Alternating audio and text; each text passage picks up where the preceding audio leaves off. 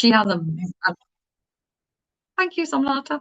She has a very varied career, and her career has taken her from managing executive education at the London Business School, working with global organizations such as Deutsche Bank, Ericsson, and Carlsberg, names that you will have all heard, to leading operations at Mathematics Mastery, overseeing more than 100 professional development events annually. So you can see she has a huge wealth of experience. So we are delighted to have you here, Makeda. Thank you so much.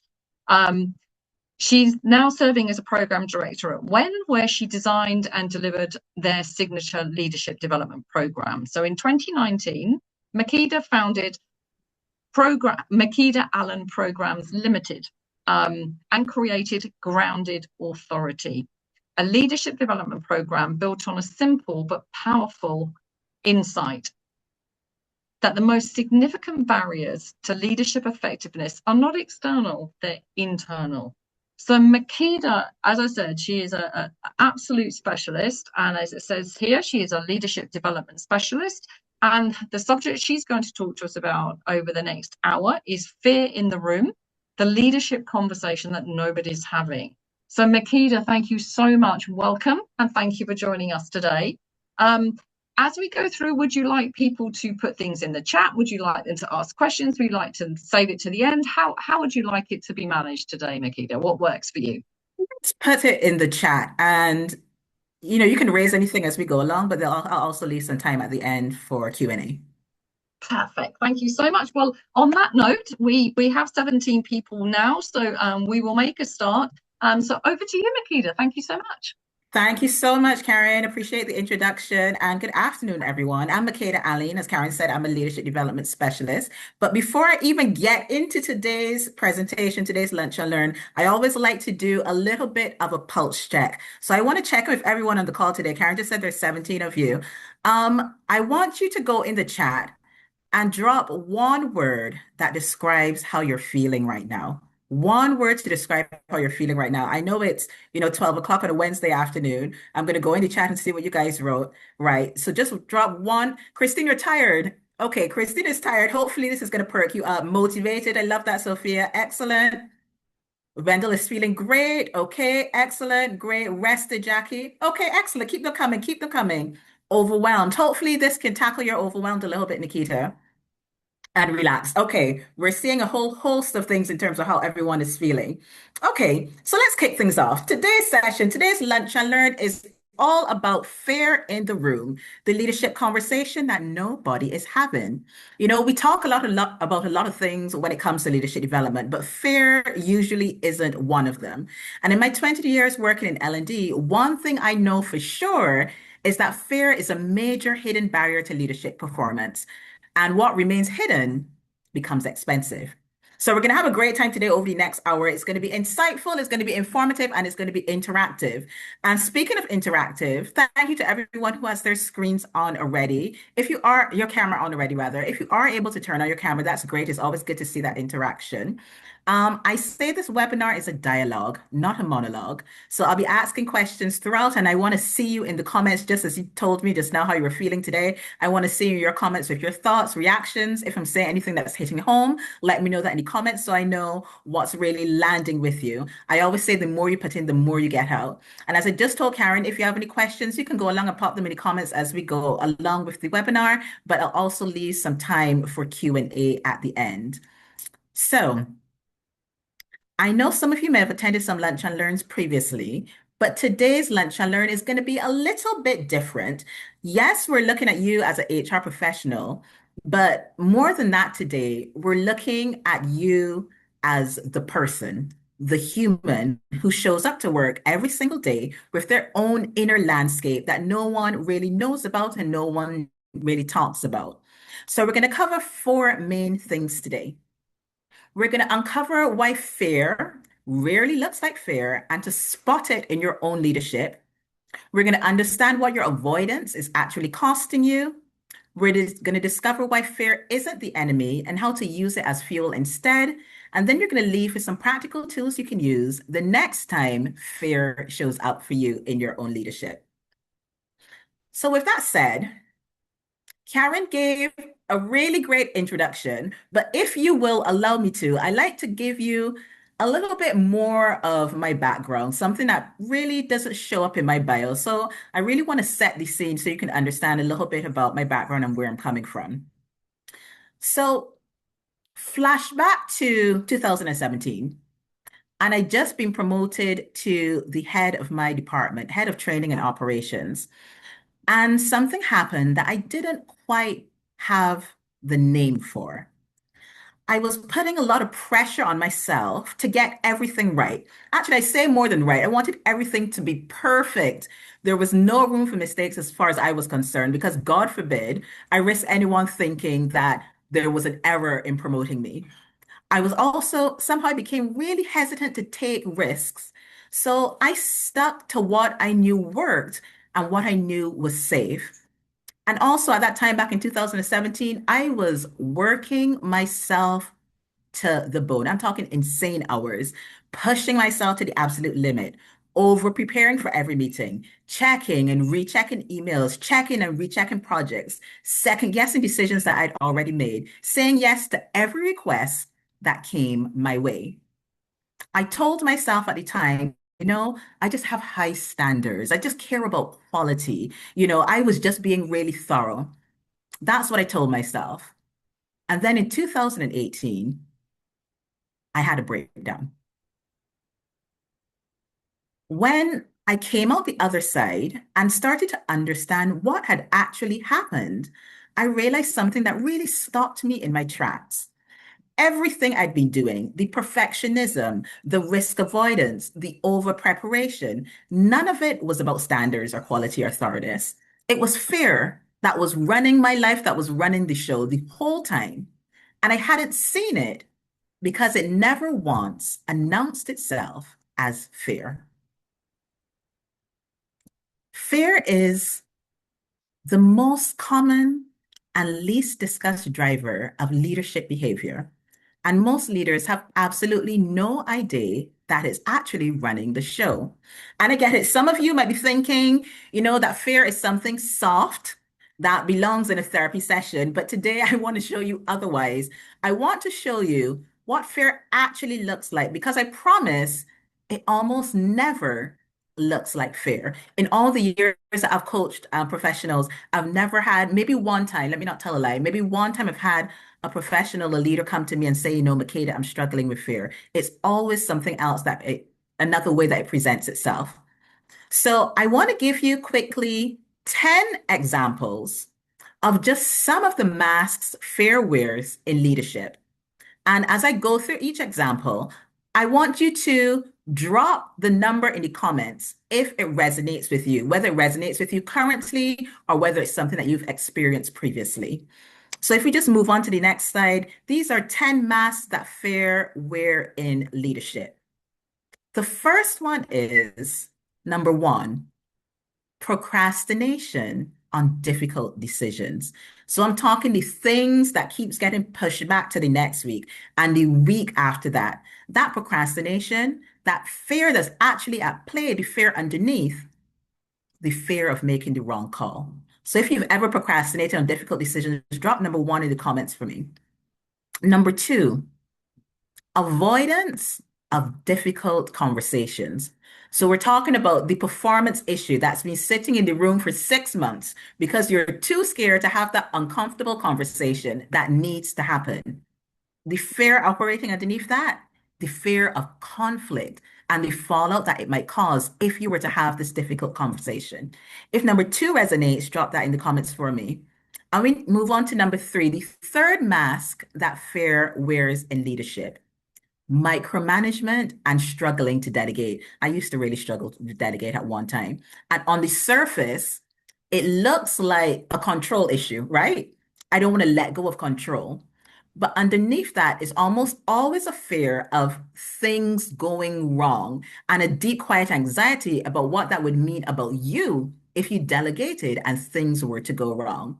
So the fear operating underneath that is fear of failure or fear of things going wrong and ultimately being held responsible for someone else's mistakes. So that's number three.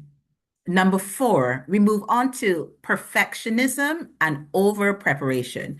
So you need every single detail nailed down before you make a move. Every single detail. Not because you're thorough, but because you're actually terrified of being caught out. Sometimes this can be a difficult one to own up to, but if you've ever struggled with perfectionism or over preparation, drop number four in the comments because the fear operating underneath that is the fear of being exposed, that without the perfect performance, people will see you as not being as capable as they think you are. So that's number four. Number five, constantly seeking sign off. So despite how senior you are, you struggle to make a decision without checking it with someone above you. So it's almost like validation seeking, but dressed up as due diligence. And the fear operating there is the fear of getting it wrong. So you're not trusting your own judgment, not trusting it enough to make your own decision. So if that resonates, put number five. I'm seeing your numbers coming up in the comments. Thank you for engaging. Which takes us to number six, hesitation under pressure. So when you're in a low stake situation, a low stake moment, you are articulate and you are decisive, but somehow you go quiet exactly when you're needed the most, exactly when the pressure goes up. So we're looking at the fear of visibility and of being seen to struggle in the moments when everyone looks to you and expects an answer. So number seven, resistance to stretch opportunities. So now we're turning down visibility and finding reasons why now actually isn't quite the right time. The fear underneath that, the fear of not being ready and being found out the moment the spotlight shines on you. So if number seven, resistance to stretch opportunities resonates, pop that in the chat as well. And number eight, conflict avoidance. You want to keep the peace at any cost because the discomfort of the conversation feels more dangerous than the cost of avoiding it. The fear underneath that, the fear of rupture, the fear of conflict, the belief that conflict will permanently change a relationship or it might change your standing within the organization. So that's number eight. If that resonates, pop eight in the chat for me. And then number nine, this is a big one. Saying yes when you mean no. Saying yes when you mean no. Your boundaries are practically invisible and you take on more than is humanly possible. On the surface, we know what it looks like. It looks like dedication. But underneath that, it's the fear of disapproval and the fear of disappointment, of letting someone down within your organization or of even losing their approval or respect. So that's number nine. If you have problems with boundaries, drop number nine in the chat for me, please. And finally, the 10th mask that fear wears in leadership, and this is very topical, the inability to navigate change. The inability to navigate change, not because you don't understand the change that's happening within your organization, but because change means stepping into the unknown, and the unknown is where fear lives. So the fear underneath that could be the fear of losing competence, of no longer being the person who knows what they're doing amidst the change. So those are just 10 masks that the fear wears in leadership. Thank you for letting me know which ones resonate with you, whether currently or previously. Here's what I need you to hear. None of these behaviors, they look like fear from the outside.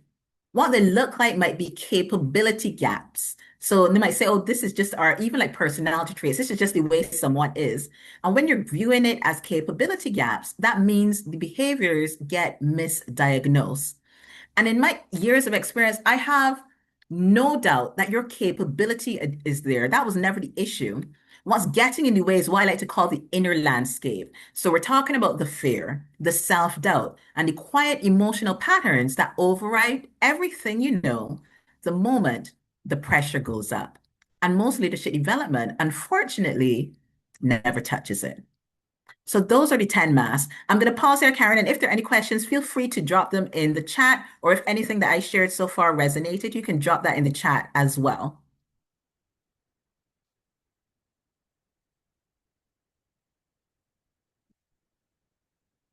Okay, so we've seen the masks that fear wears, the 10 masks, and trust me, there are a few more. And some of them would have landed a little bit closer to home than others. So the question then becomes, if this is fear, what do we actually need to understand about it? What do we need to understand about fear? Because most leaders are working with a completely false picture about what fear actually is. So there are four things about fear that most of us are never taught. And once you know them, you can't unknow them. So let's move on to the four truths about fear in leadership. The four truths about fear in leadership. Number one, as long as you're growing, you will experience fear. As long as you're growing, you will experience fear. So, as long as you're stepping into bigger roles, as long as you're taking up more room, as long as you're taking on more visibility, as long as you're making decisions that actually matter, you're going to experience fear, point blank, period. There's no two ways about it. Because let's face it, if you're leading people, if you are owning outcomes, if you're being the one in the room that everyone looks to when things get hard, that's genuinely scary territory. So unless you're coasting, unless you're playing it safe, unless you're doing the exact same thing in the exact same way every single day, expect fear to show up. Now, I'm sure that's not the most reassuring thing in the world to hear that, fear is always going to be there once you're growing.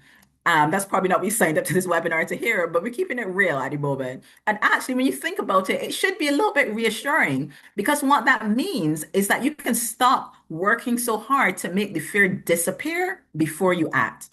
You can stop waiting for the day to finally feel ready. Stop telling yourself, when I no longer feel scared about having that conversation, then I'll have it. Or when I feel more confident, then I'll put myself forward. And wondering why that day never seems to come.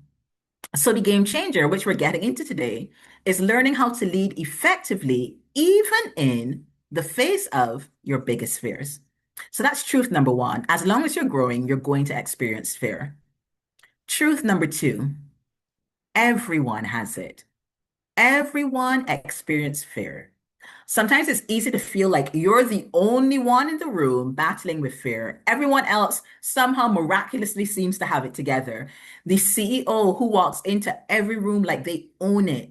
The colleague who puts himself forward for every opportunity without seeming to break a sweat. The leader who navigates change like it's nothing. And when we look at them, it's easy to think, oh, they're just built a little bit differently. They don't feel what I feel. The truth is, they probably just pushed through a significant amount of fear to get where they are. They just got better at not letting it stop them. That's why I have a huge problem with the term fearless. I hate to hear the term fearless. Have you ever heard the term fearless leadership or heard someone referred to as a fearless leader? Drop it in the comments, yes or no, whether you've heard about fearless leadership before, anyone referred to as a fearless leader. Yes, you've heard it. Yes, thank you. I remember chatting with a client once. This lady, she was very senior. She was very capable. She was respected by everyone within her team. And one day on our coaching call, she said to me, I just want to be fearless like you, Makeda. I said, fearless like who? Fearless like who? Not me. I don't believe in being fearless because not only is the word not true, it sets up an impossible standard. And here's what's particularly damaging about it in a leadership context. When you believe fearlessness is the goal, every moment of fear becomes evidence that you're not good enough to be in the role. Let me say that again. When you believe fearlessness is the goal, every moment of fear becomes evidence that you're not good enough to be in the role, that you're somehow failing at leadership, which then makes the fear, of course, even worse. And that is, if you've ever experienced, that's exactly where imposter syndrome lives. Right there. That's where imposter syndrome lives. Not in the lack of capability or not in the lack of experience, but in the gap between how capable you are and how fearless you believe everyone else is. You look around the room and everyone seems to be so sure of themselves, so comfortable, so grounded, so unbothered. And you're sitting there wondering, when is someone going to figure out that you're not quite as together as you appear? But here's what I need you to hear. They are wondering the same thing. The performance of fearlessness is one of the loneliest things a leader can do.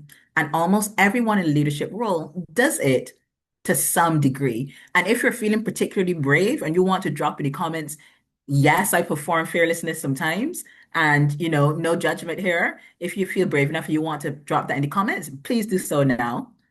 And I'm going to keep it real though. That performance has a cost, a real cost. Because when you make fearlessness the goal, you don't stop feeling fear. You just stop admitting it to others and admitting it to yourself. You suppress it, you perform around it, you work twice as hard to maintain the mask. And that is exhausting in a way that has nothing to do with your workload and everything to do with the energy it takes to pretend. And then over time, that suppression of the fear, it doesn't make you braver. It just makes you more risk averse and more likely to stay in the safe lane because the safe lane is where your mask stays intact. So no, I don't believe in being fearless, but I absolutely believe that you can fear less. That's a completely different proposition. When you fear less as a leader, you stop second guessing every decision and start trusting your own judgment in the moments that matter most. You stop avoiding the conversations that need to happen and start having them, even when they're uncomfortable. When you fear less, you stop waiting to feel ready and start putting yourself forward for opportunities that are already yours to take. And when you fear less, you stop managing your fear in private and start leading through it in public, which is where your team needs you most. So fearing less is the goal. And that's exactly what we're going to be looking at today. So that's the second truth about fear in leadership. Everyone has it. The third one, fear isn't a character flaw. Now, this one is important. Fear isn't a character flaw because one of the reasons fear is so hard to talk about in leadership is because somewhere along the way, we picked up the belief that feeling fear means something is wrong with us, that we're weak, that we're not cut out for this, that other people don't struggle like this. And the fact that we do says something fundamental about who we are. So I want to be really clear about this. Fear is not a character flaw. It is not a sign of weakness. It is not evidence that you shouldn't be in your role. It's just your nervous system doing its job. And I'm not going to get into the science of it, but when you perceive a threat, and in leadership, that threat might be a high stakes presentation. It might be a decision with significant consequences, for example. It might be a performance conversation. When you perceive a threat, your brain's alarm system fires. That's the amygdala. It kicks in. Fight, flight, or freeze. And the tricky thing is, your brain can't fully distinguish between a physical threat and a social or professional one. So that same system that would have protected your ancestors from lions in the wild, that's the same system firing when you're about to walk into the room and deliver feedback that someone doesn't want to hear. It's the same thing. It's your nervous system. So the next time fear shows up for you in a big moment, and it will, I want you to try something different. Instead of thinking, what's wrong with me? Try, my nervous system is just doing its job. Now let me do mine. So that's the third truth about fear in leadership. And the final truth, capable leaders are often more fearful, not less. Capable leaders are often more fearful, not less. And this one tends to surprise people, so stay with me. We tend to assume that the more capable and experienced a leader becomes, the less fear they feel. That confidence is almost like the destination, and fear is something that you experience along the way there. And then when you get there, you leave it behind. But that's not what research say, and it's definitely not what I see in my work with leaders. The truth is almost completely opposite. So think about it. When you were, let's say, earlier in your career, and you made a mistake, the consequences were relatively contained, right? They were relatively contained. But now maybe as you've progressed into more senior roles, the decisions you make affects people's livelihoods, It affects team culture, affects organizational direction. The visibility is higher. And because the visibility is higher, the scrutiny is greater. So there are more people watching, more people invested, more people impacting, and there are more things to lose if things were to go wrong. So of course the fear feels bigger because the stakes are bigger. The stakes are bigger. So capable leaders are actually often more fearful, not less. So those are the four truths about fear that most leaders were never told. As long as you're growing, you're going to experience fear. Everyone has it. Fear is not a character flaw, and capable leaders are often more fearful, not less. I'm curious, which one landed the hardest for you? Truth one, two, three, or four? Drop a number in the comments and let me see. Which one landed the hardest for you in terms of the truth about leadership? I'm seeing number three, number one. Thank you, Nikita. Number one, excellent. Thanks, Teresa. Three, Sophia. Okay, great. Great. One, three. Okay, excellent. Excellent. So, we don't know what fear is, and we tend to kind of judge ourselves harshly. So it's really, really useful to understand fear because it shows up in everyone's leadership.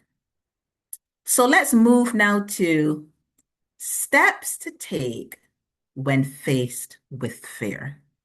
Steps to take when faced with fear. We know the mask fear wears. We know the truth about fear. So, okay, when fear is showing up, what can you actually do? Now, there are a number of steps that I kind of go through with my clients, but I want to focus on just three with you today. So, three steps that you can take when faced with fear. Now, step number one, name it. Now, that might seem obvious, but it really isn't. Now, this is crucial because if you want to change your relationship with fear, you've got to be able to pinpoint precisely what is it you're scared of. Because without knowing that, you're essentially trying to navigate in the dark. Because here's what happened when fear goes unnamed in leadership. It doesn't disappear, as I said, it just finds somewhere else to live. In the decision you keep putting off, in the over preparation, in the perfectionism, in the struggling to navigate change. It just shows up and lives in different areas.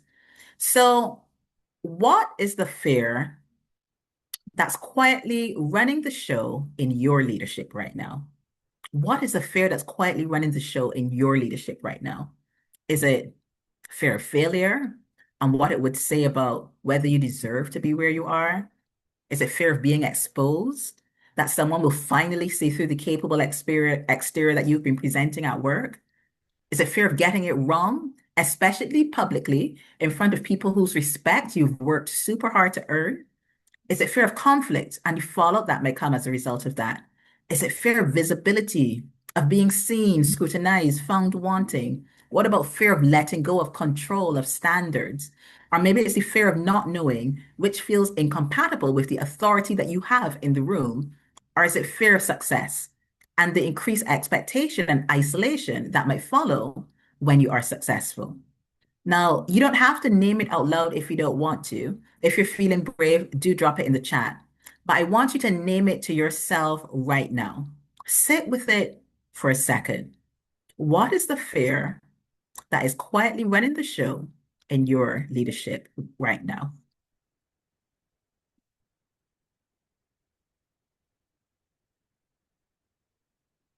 Once you name it, once you can look at it directly rather than feeling it as some vague, uncomfortable weight, it becomes something that you can work with rather than something that's working on you.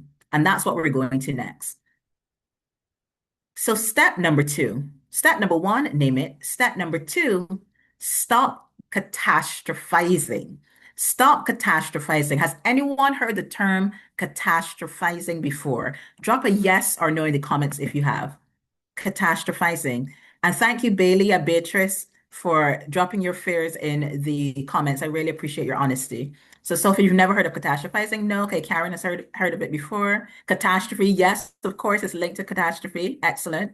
So, catastrophizing. What is catastrophizing? It is the art of letting your mind sprint straight ahead to the absolute worst case scenario. the catastrophe. And in leadership, it can run rampant.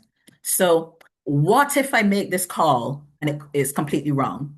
What if I have this conversation and it blows up?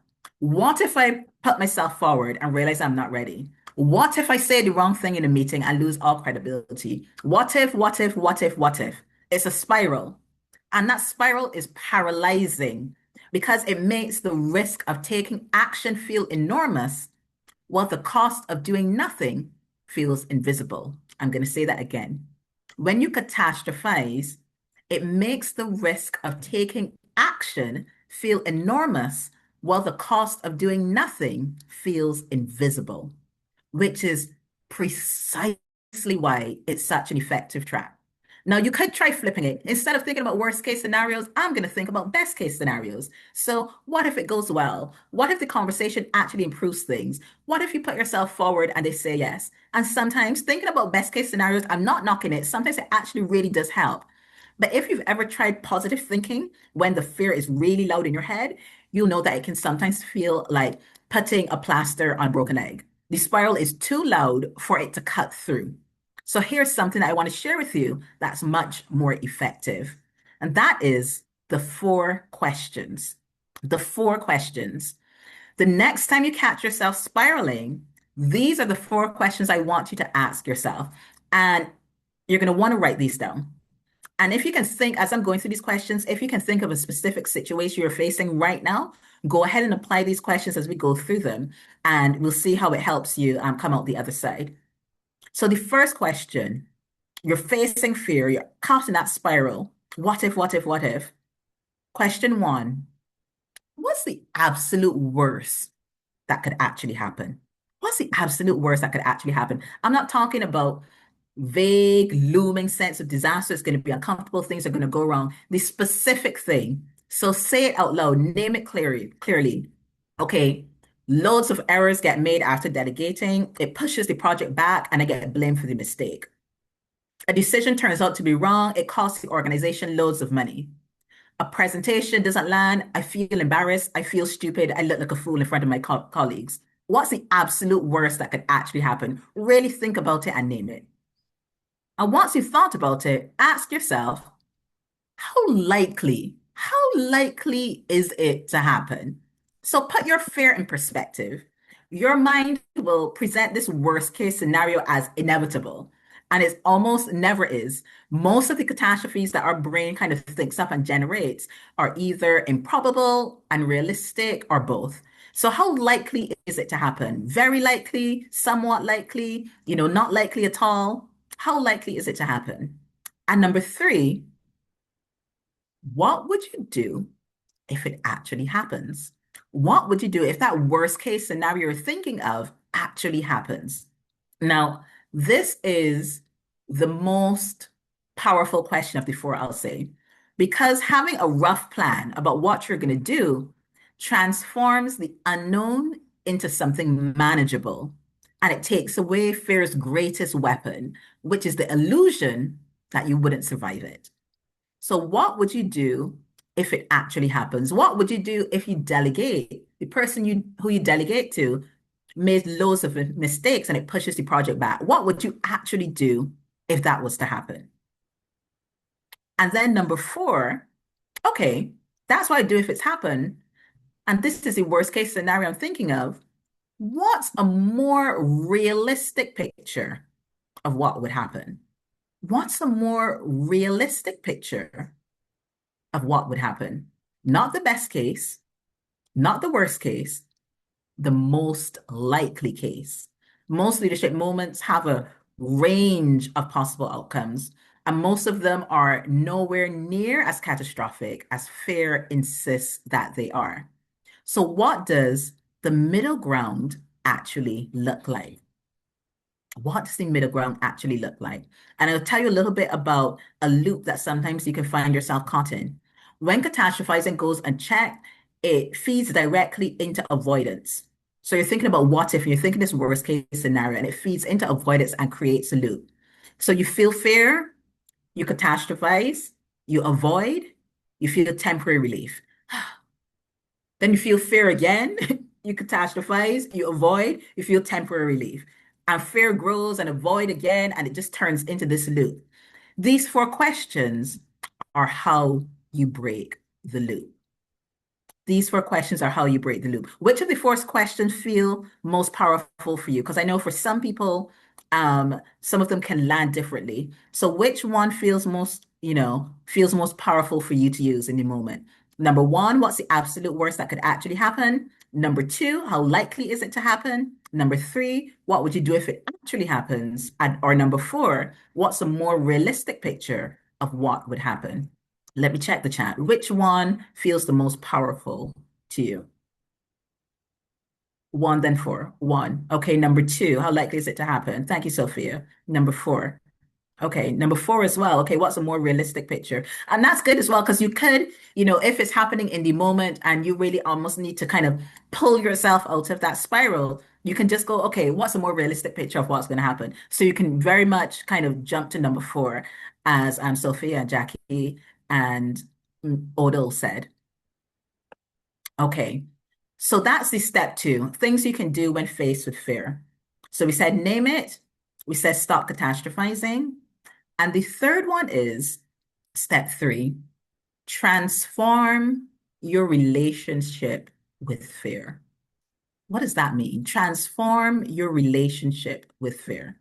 So let's get real for a moment. Most of us, or this is what I found through my coaching, most of us have been relating to fear in the same way for our whole lives. So it's almost as if fear is the enemy, this thing that we have to defeat or wait through or wait out or push through. It's almost like us against fear, and only one comes out standing. And I get it, because fear, it doesn't exactly feel friendly. It can feel like an enemy. But what I know after years of working with leaders is this, that adversarial relationship with fear is exhausting. It's so exhausting. And it doesn't work because you can't defeat something that is, as I said, wired into your nervous system. What you can change is how you relate to it. So what if fear isn't the enemy? What if fear isn't the enemy? What if it's actually one of the most useful signals available to you as a leader, if you know how to read it? So how do you transform your relationship with fear? Number one, you get curious. You get curious about what fear is trying to tell you. Fear is always, and I mean always, there to teach you something. The problem is we're so busy trying to make it stop that we never stop to ask, what is it that is pointing at? Fear is always there to teach you something. So instead of fighting it, get curious with it. Ask, what is this fear here to tell me? What is this fear here to tell me? Fear of getting the decision wrong? Well, that might be telling you something about where you need more information, or where you need actually more self-trust. Fear of a difficult conversation? That's often telling you something about your relationship with conflict and what you believe it means about you and what you believe that it will cost you. Fear of visibility, of being seen, of being scrutinized, of putting yourself forward. That's almost always telling you something about whether you genuinely believe you belong in the rooms you're walking into. Fear is not a random noise. It is directional. It's pointing at something specific. And when you get curious about what that is, rather than spending all your energy trying to shut it down, you start getting information that no 360 or leadership assessment will ever give you. So get curious about your fear. I asked you which fear resonated in step number one, name it. Well, get curious about what that fear is actually trying to tell you. Number two, invite fear along for the ride. Invite fear along for the ride. Here's the shift that changes everything. Instead of waiting for fear to leave, invite it along for the ride. I like to think of it like a car journey. So you're going somewhere. And yes, fear can absolutely come on that journey with you, but it doesn't get to sit in the front seat. It doesn't get to change the radio station, and it doesn't get to control the GPS. No, it has to sit, it's behind, firmly in the back seat. It's the passenger, it's not the driver. And then as you navigate all of the twists and turns of your leadership journey, sure, fear may pipe up from time to time, but it doesn't get to dictate the route. That is fearing less. Not the absence of fear, but a different relationship with it. So you can invite fear along for the ride. And number 3, use it as fuel. You can use fear as fuel. This is the part that most people actually miss.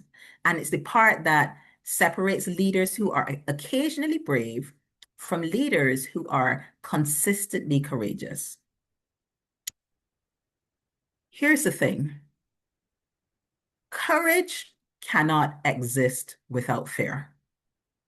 Courage cannot exist without fear. You've told me you've heard about fearless leadership. I'm sure you've also heard about courageous leadership. Courage cannot exist without fear, which means every time fear shows up in your leadership, every time you feel that pull to avoid, to delay, to play it safe, you are standing on the exact threshold where courage becomes possible. The exact threshold.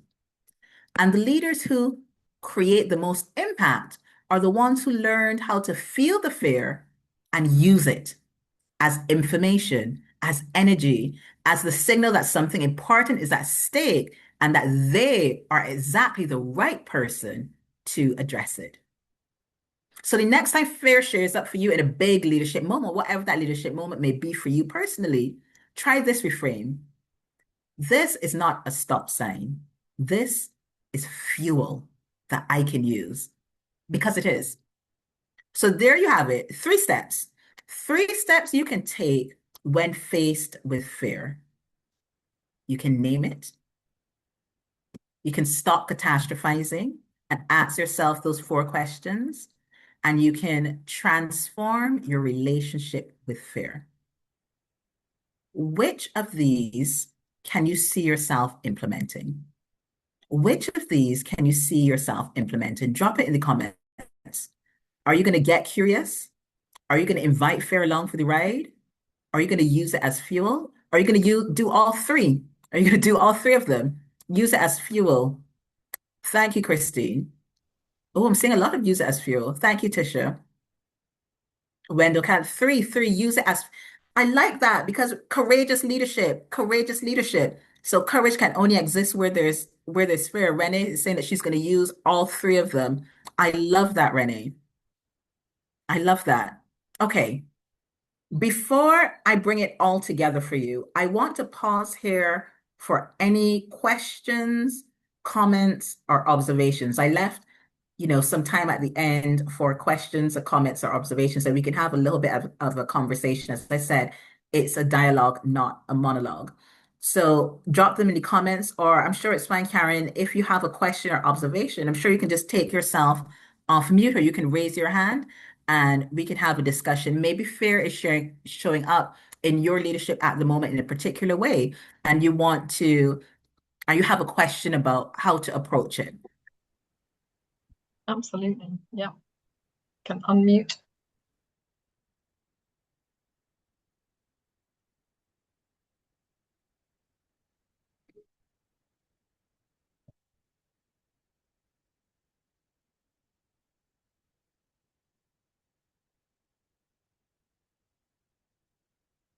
Okay, what I'm going to do, let's bring it all together then.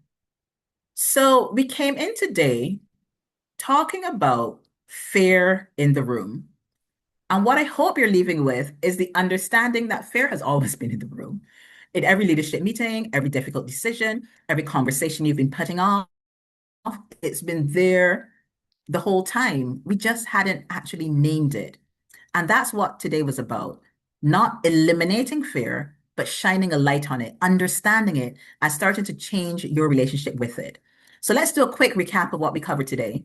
We uncovered the mask that fear wears in leadership, and we went through 10 masks. There are more, but you pinpointed the ones which resonated the most for you. The mask that fear wears in leadership, and how, remember, none of them look like fear from the outside. The procrastination, the perfectionism, the over preparation, the saying yes when you need no, all fear in disguise.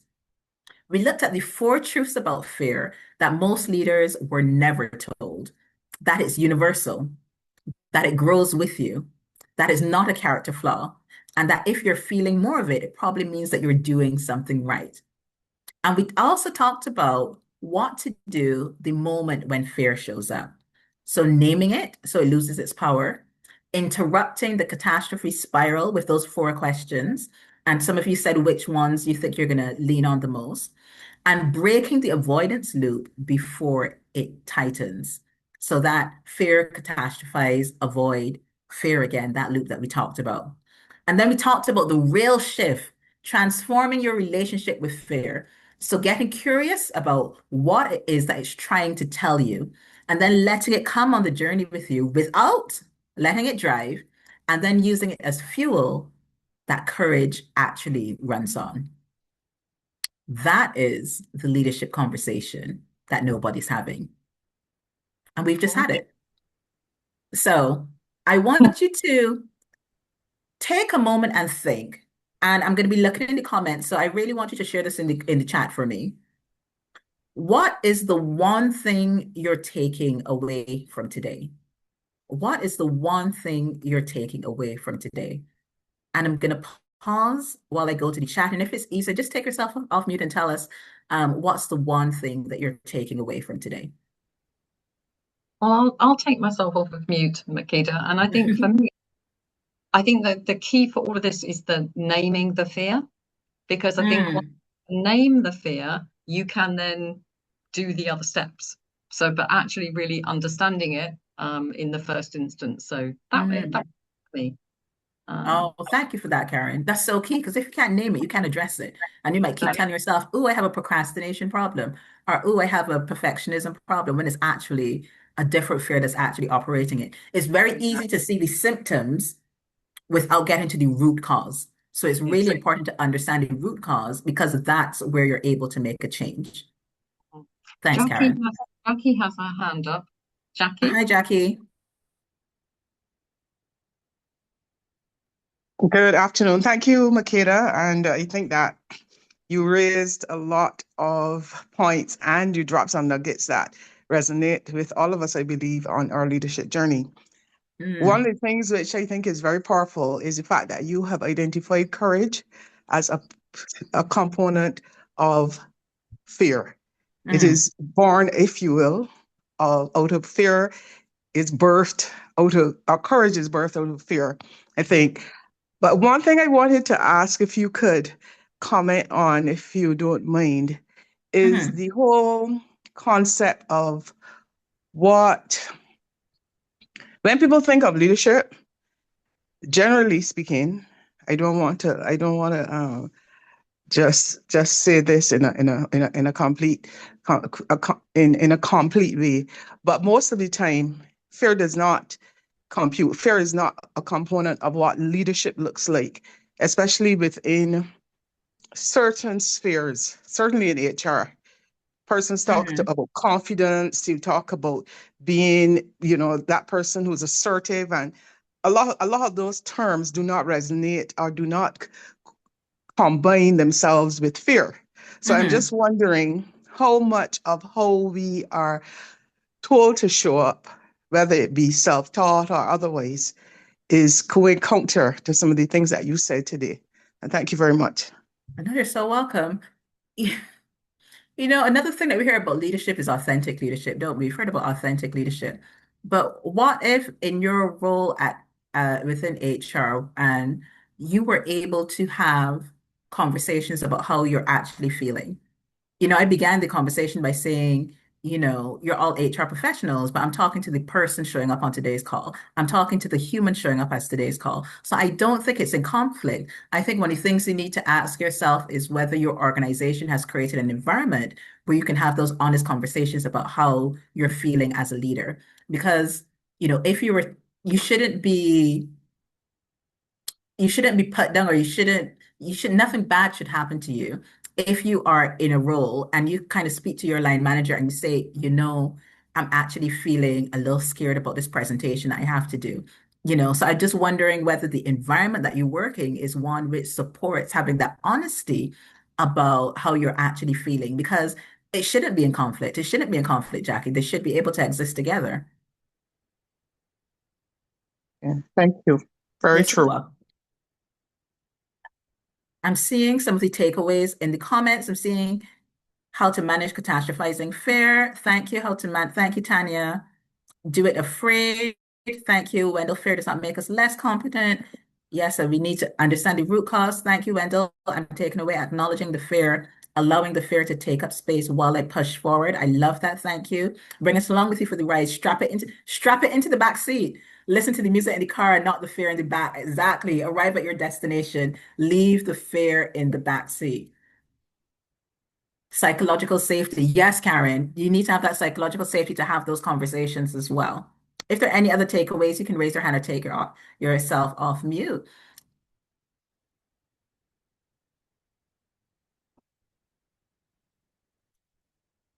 Otherwise, I will end by saying, if you'd like to keep the conversation going, if today has, opened something you want to go further with, whether that's for yourself or for your organization, I offer a discovery call and, put the information on the screen. But you can also just email me, hello@makedaalleyne.com.